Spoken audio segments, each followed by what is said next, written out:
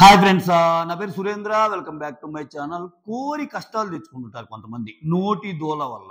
చూసాం ఆల్రెడీ 'లైలా' అనే movie promotions లో భాగంగా పృథ్వీరాజ్ చేసిన వ్యాఖ్యలకు విశ్వక్సేన్ లబోదిబో అనాల్సి వచ్చింది.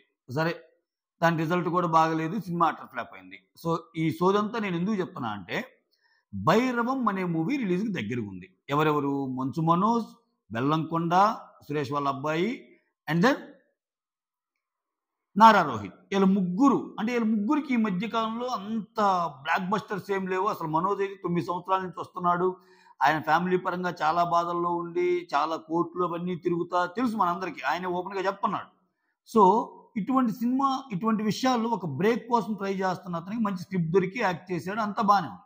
సో ఈ సినిమా డైరెక్టర్ విజయ్ కనకమేడల్ అనే అతను ఏం చేశాడంటే ఒక కామెంట్ చేశాడు. ఏం కామెంట్ అది?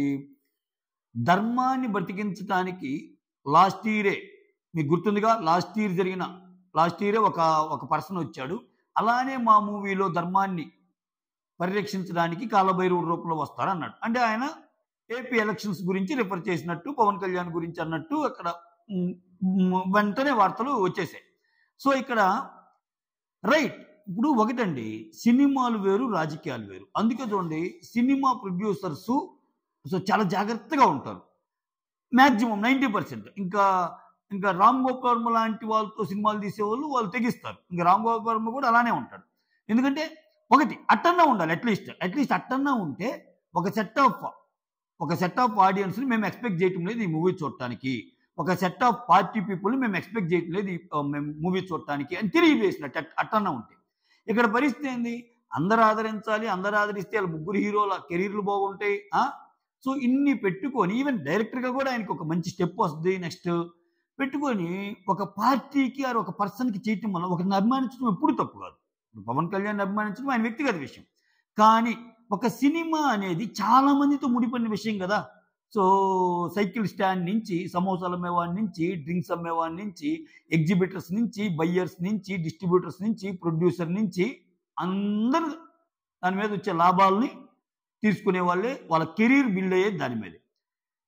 ఇవన్నీ కాదు బాయ్, నాకు వాళ్ళు ఏమనుకున్నా పర్లేదు, నా మెయిన్ మోటో అదే. ఓకే, మీరు చూస్తే చూడండి, లేకపోతే లేదు అన్న మోటోతో ఆయన చెప్పుకుంటే అది వేరు. మళ్ళీ ఇప్పుడు నేను అందుకే రెండో ఎగ్జాంపుల్ కూడా చెప్పింది. రామ్ గోపాల్ వర్మ సినిమాలు చేస్తాడు కొన్ని, ఆయన డైరెక్ట్గా చెప్తాడు, ఎస్ నేను ఇంతే అంటాడు. సో అటువంటిప్పుడు ఇంక ప్రాబ్లం లేదు. అంటే ఆయన ఏం తీయాలనుకుంటున్నాడు, ఆయన ఎవరిని పెంచాలనుకుంటున్నాడు, ఎవరిని తగ్గియాలనుకుంటున్నాడు, ఆయన డైరెక్ట్గా అని చెప్తాడు. సో ఇంత జాగ్రత్తగా ఉండాల్సిన ఇదప్పుడు ఇటువంటి కామెంట్ చేస్తే ఎవరికి చేటు? కోరి కష్టాలు తెచ్చుకోవటం అంటారు దీన్ని. ఇప్పుడు ఏంటి అంటే, అగైన్ మీరు అనొచ్చు, సినిమా బాగుంటే ఆ 'లైలా' అయినా ఇంకోటి సినిమాలో స్టఫ్ లేకపోయిందండి, లేకపోతే ఇదేముందని. కానీ ఎస్, అది కరెక్టే, సినిమాలో స్టఫ్ లేకపోయినా కొన్ని సినిమాలు ఉన్నా ఈ వివాదాలని ఎందుకు ముందుకు నెట్టడం? ఇప్పుడు ఈ సినిమాకి మంచి పాజిటివ్ వైబ్ ఉంది. మంచు మనోజ్ కోసం కొంతమంది ఆయనకి మంచి హిట్ రావాలని ప్రే చేస్తున్న వాళ్ళు కొంతమంది ఉన్నారు. సో చాలా వరకు సోషల్ మీడియాలో చూడొచ్చు. సో అటువంటప్పుడు ఇటువంటి బజ్ క్రియేట్ చేయటం వల్ల ఏమి ఆయన మేలు చేస్తున్నట్ట, క్రియేట్ చేస్తున్నట్ట వీళ్ళకి, ఈ పర్టికులర్ హీరోస్ కానీ దీనికి. ఇది కొంచెం ఆలోచించుకుంటే బెటర్ ఏమో అనిపిస్తుంది నాకు. ఎందుకంటే మంచి సినిమాలు తీయటం ఎంత ముఖ్యమో బయటకు వచ్చేటప్పుడు మాట్లాడటం కూడా అంతే ముఖ్యం. ఇవాళ రేపు ఓకే, ఈ మాటల వల్లే సగం ఇది అవుతుంది. అఫ్కోర్స్ రేపు 'భైరవం' రిజల్ట్ ఎలా ఉంటుందో మనకు తెలియదు. నిజంగా ఇన్ని జరిగిన సినిమా బాగుండి బాగా ఎక్కిందనుకో చూస్తారు. వీటికి అతీతంగా చూసే సినిమాల వరుస మన టాలీవుడ్లో ఉన్నారు.